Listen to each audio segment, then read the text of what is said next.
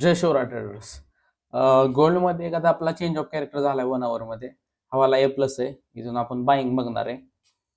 तर simple A+ वरती आपण फक्त ट्रेड करतो. हवाला A+, एक नंबर A+ आहे. त्याच्यानंतर BTC आपल्या A+ वरून वरती जाते सध्या, पण आपल्या लिक्विडिटी स्वीपचा हे केलं नाही, पण आपण काय ट्रेड केलं नाही त्याच्यामुळे.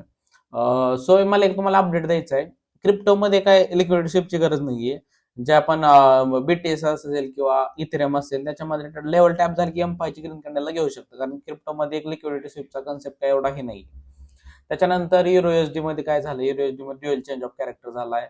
हा वाला आपला ड्युअल चेंज ऑफ कॅरेक्टरचा हा आपला सेलिंगचा A+ आहे. सिंपल. काल काय झालं, काल इथून मला 1:6-7 भेटत होतं पर इथपर्यंत, बट मी बुक नाही केलं कारण की माझा टीपीओ हा वाला होता 1:13, 1:12-13. तर कन्सिस्टन्सी ठेवा, कारण की माझं पण एसएल केलं काल मी. काल प्रॉफिट मध्ये होतो $400-500, पण तसं नाहीये. आपले जे रूल असतात ते रूल असतात, एकदा प्रॉफिट नाही तर टीपी, एकदा टीपी नाही तर एसएल. सो गोष्टी या गोष्टीवर स्टक राहा, तुम्हाला लॉंग टर्म मध्ये भरपूर फायदा होईल. हा वाला आपला A+ आहे.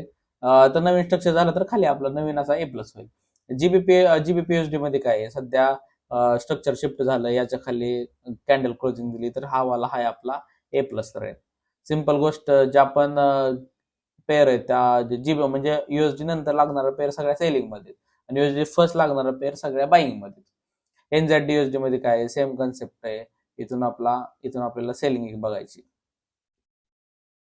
आणि अजून एक तुम्हाला सांगतो, पेंडिंग लेवल जास्त वर्क होत नाही, किंवा पेंडिंग लेवल 10 प्ले केल्या तर त्यातल्या 2च होतात, तर पेंडिंग लेवलच्या नादी लागू नका.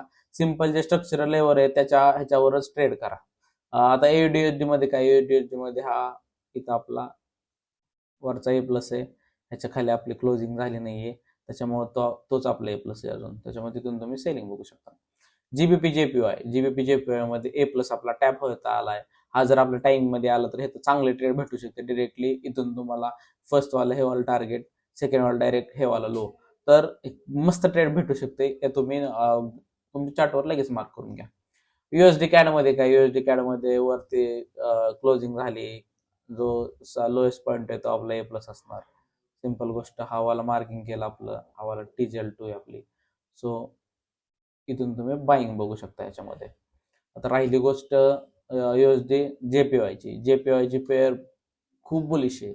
कालच्या याच्यामध्ये काहीतरी याच्यावरती न्यूज आली असेल त्याच्यावर बुलिश आहे. तर सो आपला A+ कुठे जातोय, तर आपला A+ डिरेक्टली इथे येतोय. आता हवाला A+ इथून तुम्ही बाईंग बघू शकता.